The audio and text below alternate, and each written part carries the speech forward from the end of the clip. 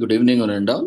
We welcome you all to the international webinar series on holistic health, well-being, and sustainable development 2025, commemorating Azadi Ka Amrit Mahotsav, nation celebrating 78 years of independence and United Nations Sustainable Development Goals 2015 to 2030 and Viksit Bharat at 2047 as part of awareness and campaigns in collaboration with Sri Holistic Health Foundation India and Sri Research Institute Center for Art Sciences and Wellbeing. Before we start our sessions, let's take the blessings of Almighty.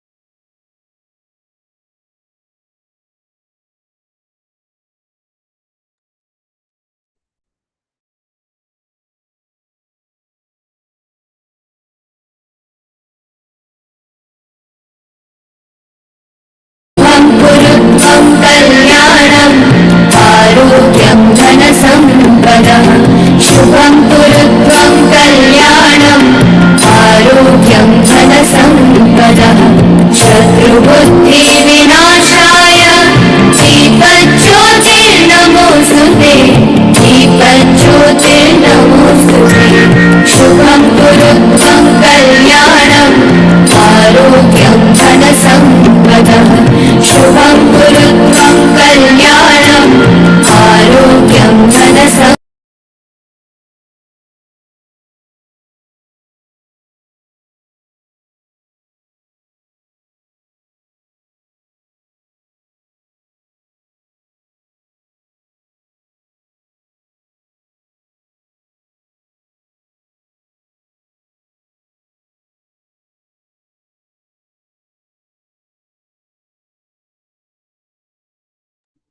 With the blessings of Almighty, we shall continue with today's commemorations and celebrations. Today, we are commemorating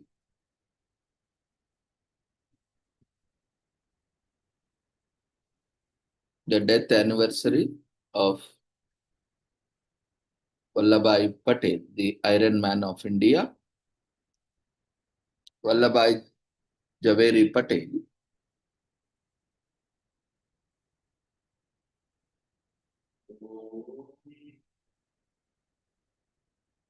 was born on 15th August 1947, commonly known as Sardar Vallabhbhai Patel, was an independent Indian independence activist and statesman who served as the first Deputy Prime Minister and Home Minister of India from 1947 to 1950. He was a senior leader of the Indian National Congress who played a significant role in the Indian independence movement and Indian political integration. In Persian and elsewhere, he was often called Sardar, meaning chief. He acted as the Home Minister during the political integration of India and the India-Pakistan War of 1947.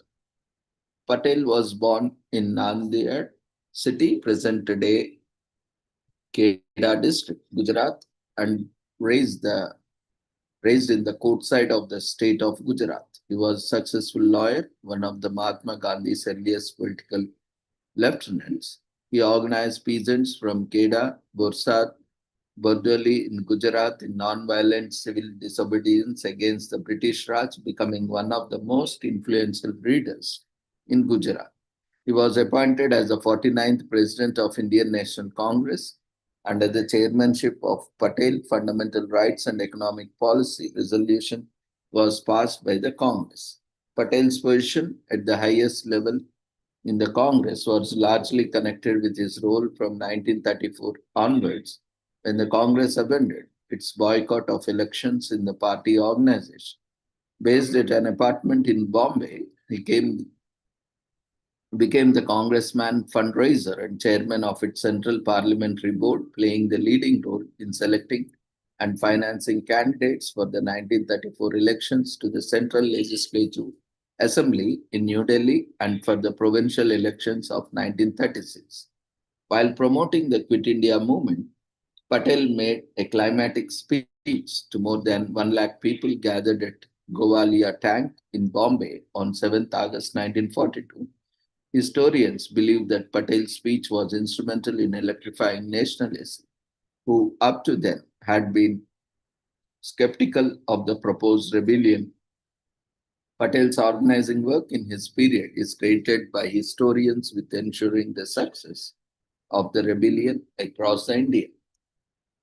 As the first Home Minister and Deputy Prime Minister of India, Patel organized relief efforts to partition refugees fleeing to Punjab and Delhi from Pakistan and worked to restore peace. Besides those provinces that have been under the direct British rule, approximately 565 self-governing princely states have been released from the British suzerainty by the Indian Independence Act 1947. Patel, together with Jawaharlal Nehru and Louis Mountbatten, persuaded almost every princely state to accede to India. Patel's commitment to national integration in the newly independent country earned him the sobriquet Iron Man of India. He is also remembered as the patron saint of India's civil servants for playing a pioneer role in establishing the modern All India Services system.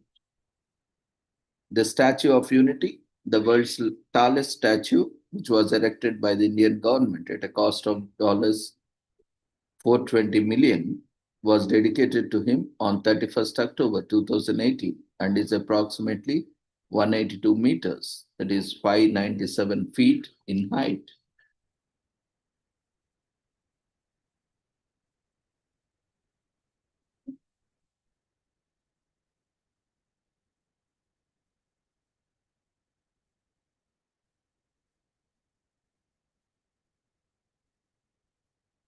Under the chairmanship of Sardar Patel, the Fundamental Rights and Economic Policy Resolution was passed by the Congress in 1931. As Gandhi embarked on the Dandi Salt March, Patel was arrested in the village of Ras and was put on trial without witness, with no lawyer or journalist allowed to attend Patel's arrest, and Gandhi's subsequent arrest caused the Salt Satyagraha to greatly intensify in Gujarat. Districts across Gujarat launched an anti-tax rebellion until and unless Patel and Gandhi were released. Once released, Patel served as interim Congress president but was rearrested while leading to a procession in Bombay. After signing the Gandhi-Irwin Pact, Patel was elected president of Congress for its 1931 session in Karachi. Here, the Congress ratified the pact and committed itself to the defense of fundamental rights and civil liberties. It advocated the establishment of secular nation with a minimum wage and the abolition of untouchability and serfdom.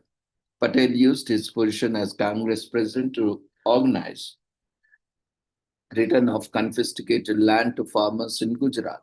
Upon the failure of the Round Table Conference in London, Gandhi and Patel were arrested in January 1932 when the struggle reopened and imprisoned in the Yerwada Central Jail.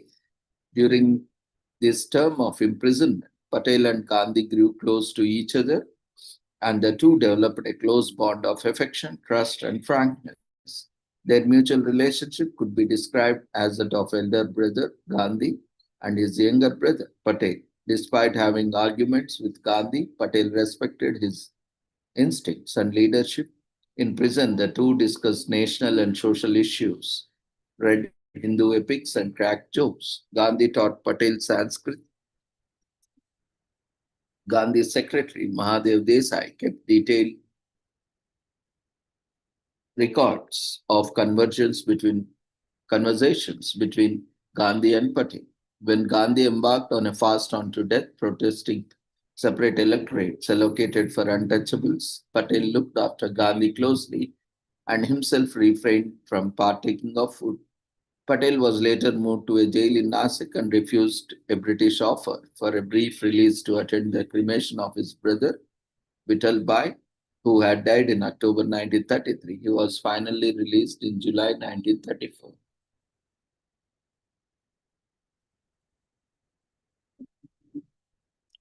Patel clashed with Nehru opposing declarations of the adoption of the socialism at the 1936 Congress session, which believed was a diversion from the main goal of achieving independence. 1938, Patel organized rank and opposition of the attempts of the Congress President Subhash Chandra Bose to move away from Gandhi's principles of non-violence resistance. Patel saw Bose as wanting more power over the party. He led senior Congress leaders in a protest and that resulted in Bose's resignation. But criticism arose from Bose supporters, socialists, and other congressmen that Patel himself was acting in an authoritarian manner in the defense of Gandhi's authority.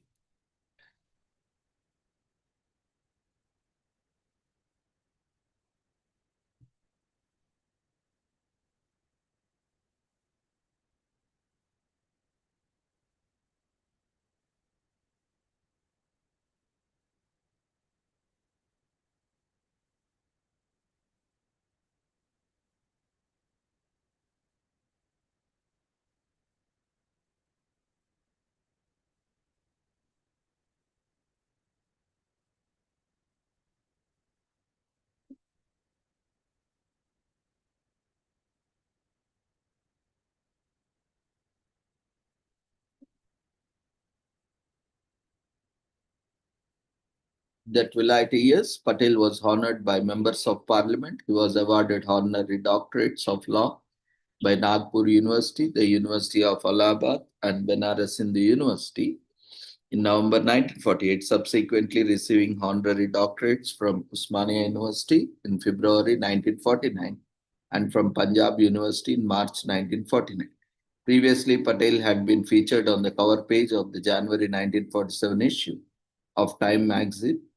On 29 March 1949, authorities lost radio contact with the Royal Indian Air Force. De Havilland Doe carrying Patel, his daughter Manibel, and the Maharaja of Patiala from Delhi to Jaipur. The pilot had been ordered to fly at a low altitude due to turbulence. During the flight, loss of power in an engine caused the pilot to make an emergency landing in a desert area in Rajasthan.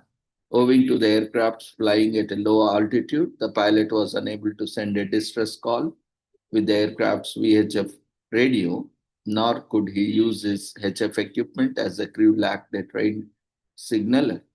So, with all passengers safe, Patel and others tracked down a nearby village and local officials. A subsequent RIAF court of inquiry, headed by the group captain, later Air Chief Marshal and Chief of Air Staff, Pratap Chandralal, concluded the forced landed had been caused by fuel starvation. When Patel returned to Delhi, thousands of congressmen gave him a resounding welcome. In Parliament, MPs gave a long standing ovation to Patel, stopping proceedings for half an hour.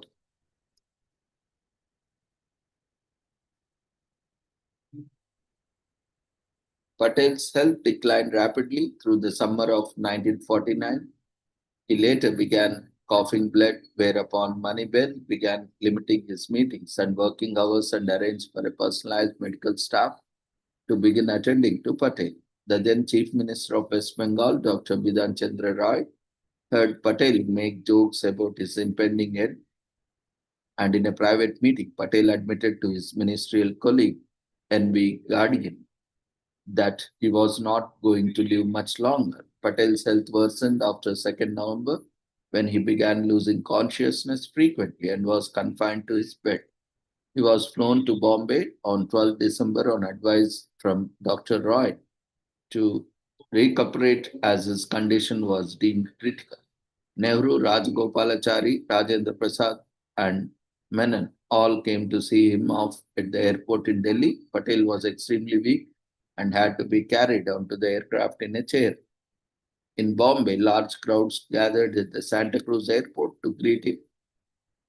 To spare him, From his stress, the aircraft landed at Juhu Aerodrome, where Chief Minister B.G. Kher and Morarji Desai were present to receive him with a car belonging to the governor of Bombay that took Vallabhai to Birla House. After suffering a massive heart attack, his second, Patel, died on 15th December 1950 at Birla House in Bombay in an unprecedented and unrepeated gesture. On the day after his death, more than 1,500,000 officers at the civil and police services congregated to mourn at Patel's residence in Delhi and pledged complete loyalty and unremitting zeal in India's service. So numerous governments and world leaders sent messages of condolence upon Patel's death, including Wrigley Lee, the Secretary General of the United Nations, President Sukarno of Indonesia, Prime Minister Liaquat Ali Khan of Pakistan, and Prime Minister Clement Attlee of the UK, and many others. In homage to Patel, Prime Minister Jawaharlal Nehru declared a week of national mourning. Patel's cremation was planned at Girgaon Chowpatty, but this was changed due to Sonapur, now Marine Lines, when his daughter conveyed that it was his wish to be cremated like a common man in the same place as his wife and brother were earlier cremated. So his cremation in Sonapur in Bombay was attended by a crowd of more than 1 million, including Prime Minister Jawaharlal Nehru, Rajagopalachari, and President Rajendra Prasad, and many others. So Patel is a widely celebrated Indian freedom fighter in India as well as a respected leader. In his eulogy delivered the day after Patel's death, Girija Shankar Bajpai, the Secretary General of the Ministry of External Affairs, paid tribute to a great patriot, a great administrator, and a great man. Patel was all three, a rare combination in any historic epoch and in any country. Bajpai lauded Patel for his achievements as a patriot and as an administrator, notably his vital role in securing India's stability in the aftermath of independence and partition.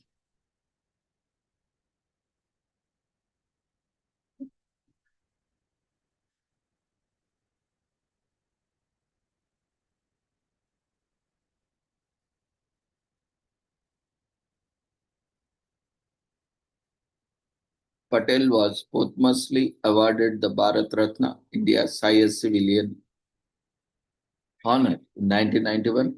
It was announced in 2014 that his birthday, 31st October, would become an annual national celebration known as Rashtriya Ekta Divas, National Unity Day. In 2012, Patel was ranked third in Outlook's India's poll of the greatest Indian. Patel's family home in Karamsad is preserved in his memory.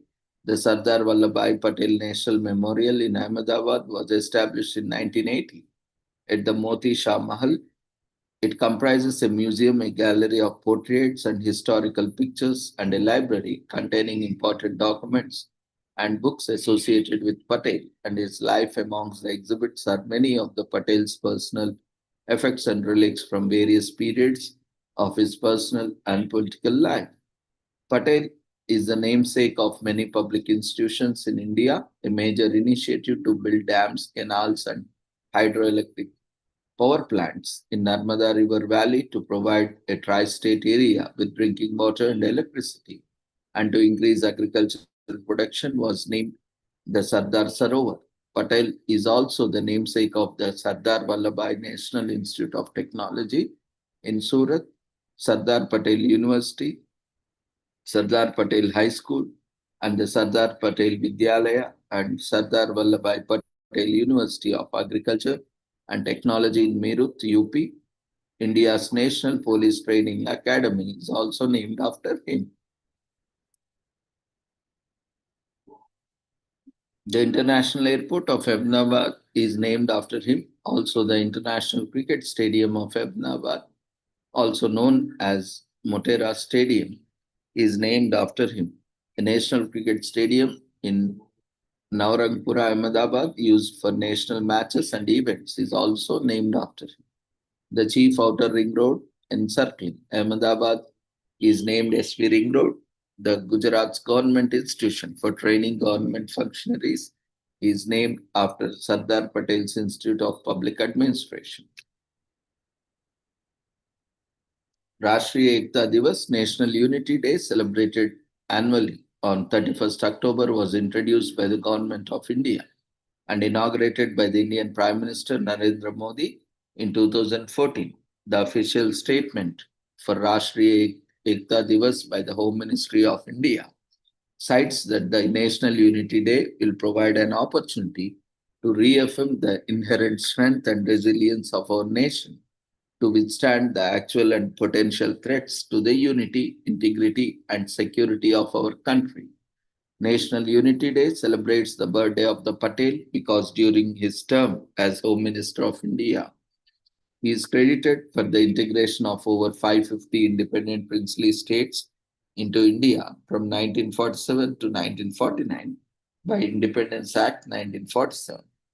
He is also known as the Bismarck of India. Various commemorative stamps were released by India Post on Sardar Vallabhbhai Patel in 1965, 1975, 1997, 2008, 2016 by Department of Post, Government of India. The Statue of Unity is a monument dedicated to the Patel located in the Indian state of Gujarat, facing the Narmada Dam, 3.2 kilometers away from the Sabut Bait near Vadodara. At the height of 182 meters, 597 feet, it is the world's tallest statue, exceeding the Spring Temple Buddha by 54 meters. The statue and related structures are spread over 20,000 square meters and are surrounded by an artificial lake spread across 12 kilometers and costed an estimated 29.8 billion rupees, that is $425 million. It was inaugurated by India's Prime Minister Narendra Modi on 31st October 2018, the 143rd anniversary of Patel's birth. The height of the statue in meters has been picked to match the total assembly constituencies in Gujarat.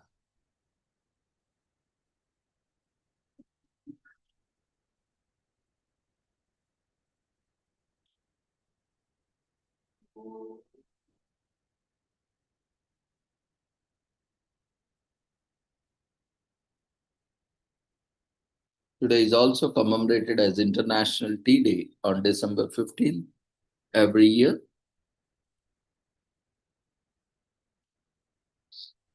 Step aside coffee and Coca-Cola for International Tea Day on December 15th.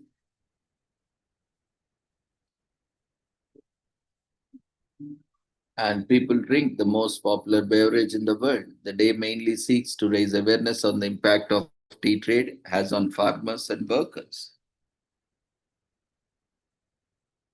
but is also celebrated by tea lovers worldwide. The origins of tea have been traced back to China. It was mostly used for medicinal purpose until the 17th century, when tea made its way to the UK. The main types of include green, black, white, herbal, oolong, and pure. While this day was observed since 2005, in 2019, the United Nations introduced a new International Tea Day on May 29. We, of course, celebrate both. Who doesn't want double tea?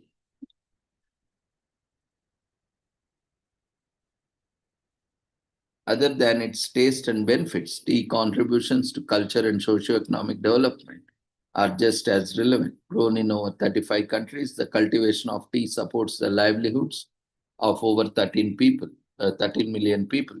Started by trade unions in 2005, International Tea Day celebrates the health benefits, economic importance, and cultural heritage of tea, all the while ensuring a more sustainable production from field of our cups bringing together civil society, organizations, and small tea growers and business.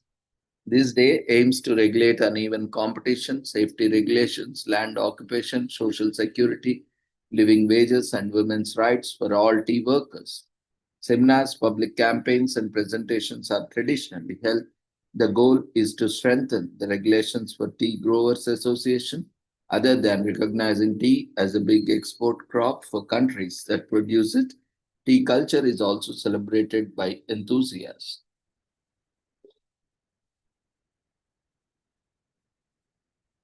With over 20,000 different varieties of tea around the world, it is truly amazing that actual tea plant from which the leaves are derived from Camellia sinensis has only 6 varieties. At $1.2 million per kilogram, China's The Big Red Robe is the most expensive tea in the world. In 1908, an accident involving samples of tea packed into silver silk bags led to the creation of the first tea bags.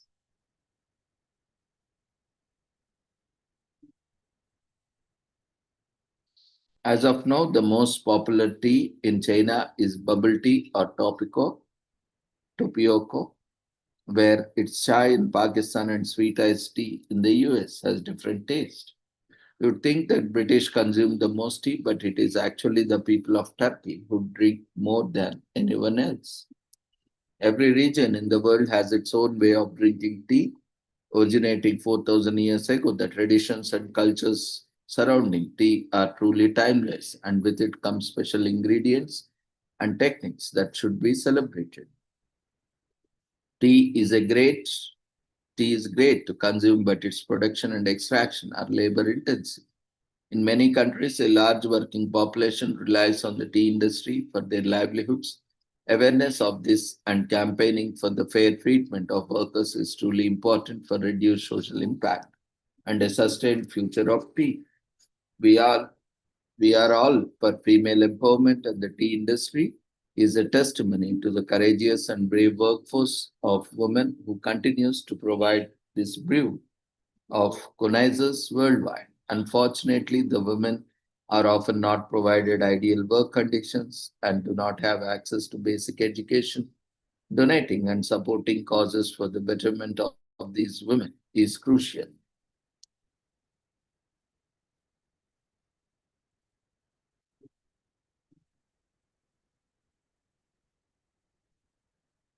Today is also commemorated as Bill of Rights Day in US, observed on every December 15th in United States. It is an important day to celebrate America's Constitution and the framework of society that ascribes rights and freedoms to the society. Bills of Rights Day commemorates the ratification of the first 10 amendments to the US Constitution, with the National Archives documenting its many celebrations of the day. The bill was introduced by James Madison, who later became the fourth President of the United States. Now, the Bill of Rights is displayed in the rotunda of the National Archives building in Washington, D.C., as a reminder to all Americans of their constitutional freedoms. The first amendments as to the Constitution were ratified on December 15, 1791. The 10 amendments protect the most basic rights of Americans, known as the Bill of Rights. It consists of notions like freedom of speech, freedom of religion, freedom of the press, the right to protest, and equal protection under law.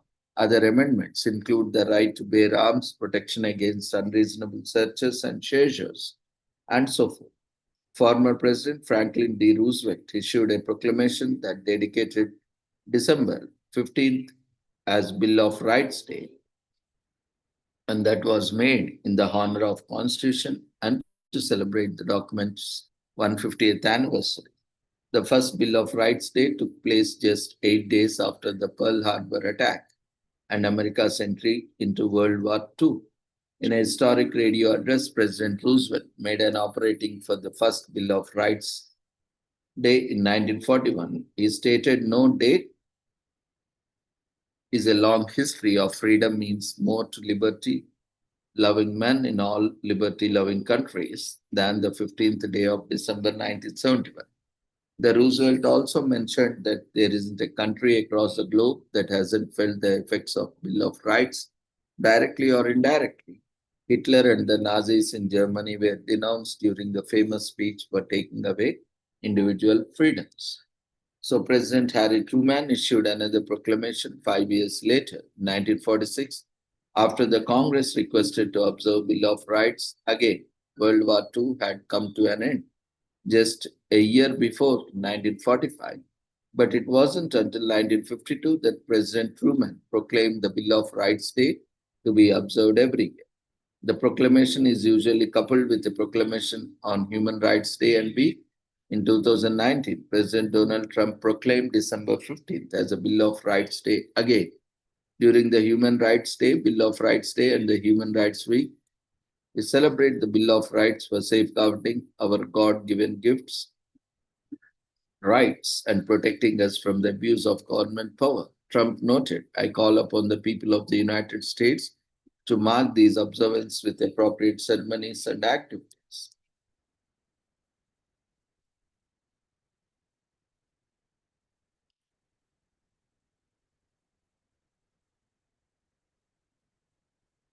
Today is also commemorated as National Wear Your Pels Day.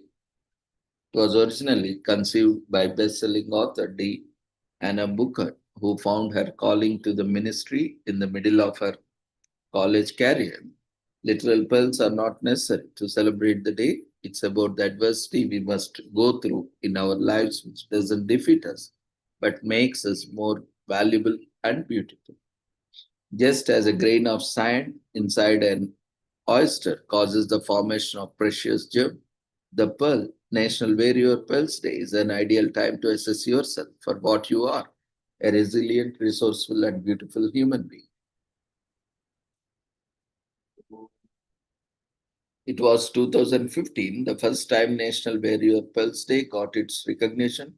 The founder of the day, D.N.M. Bouquet, had started her career in corporate offices and could have stayed there to continue her success. But then she founded something that was more important to her, sharing. As for the history of actually wearing pearls, it was an interesting past. Officially, the world's oldest gem pearls have been revered since long before written history. For this reason, their discovery cannot be attributed to one person in particular, but it is believed that they were first discovered by people searching for food along the seashore.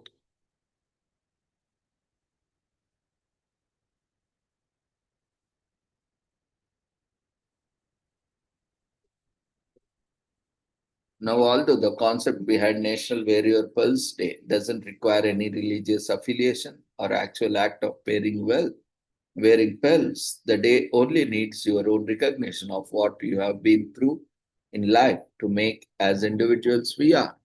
But if you have real pearls, by all means, show them off today.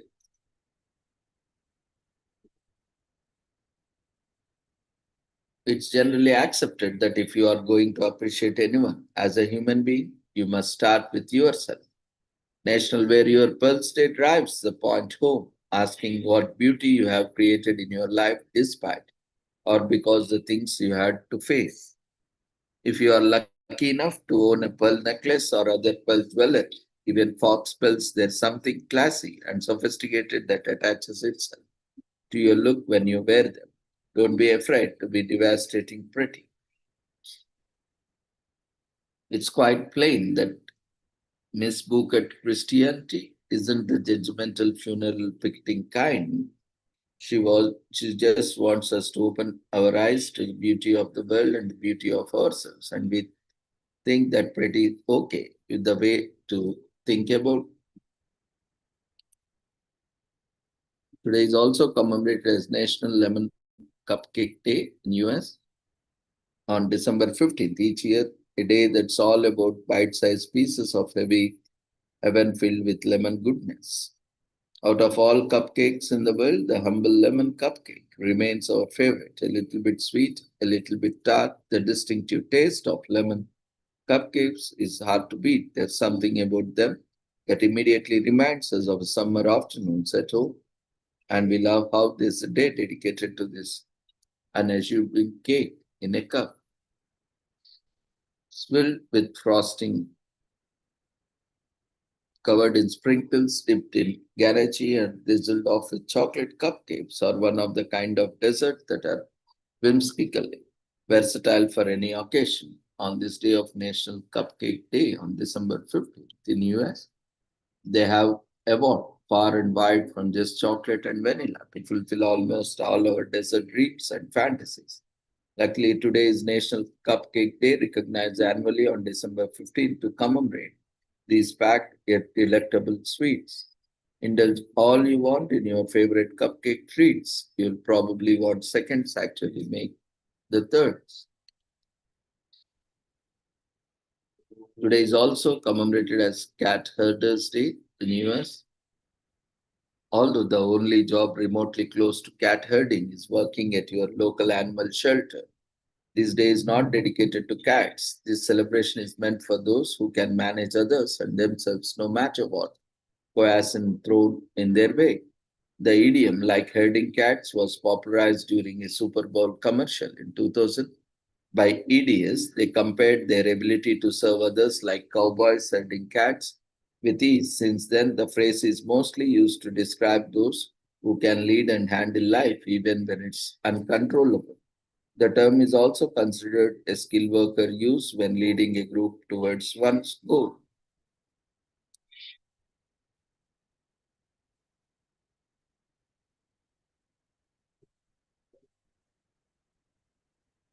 Personally, thank everyone who makes your life easier by attacking the impossible, whether it's your boss, your waiter, or your parent. Someone has to do the job. And thank goodness it's not you. Thanking those in your life who handle unwanted stress is the best way to celebrate this day. Take yourself out for a meal or go for shopping or buy your favorite, even if no one else likes it. Whatever you want, today is the day to buy it, without going overboard. Indulge in it, your every desire within your limits.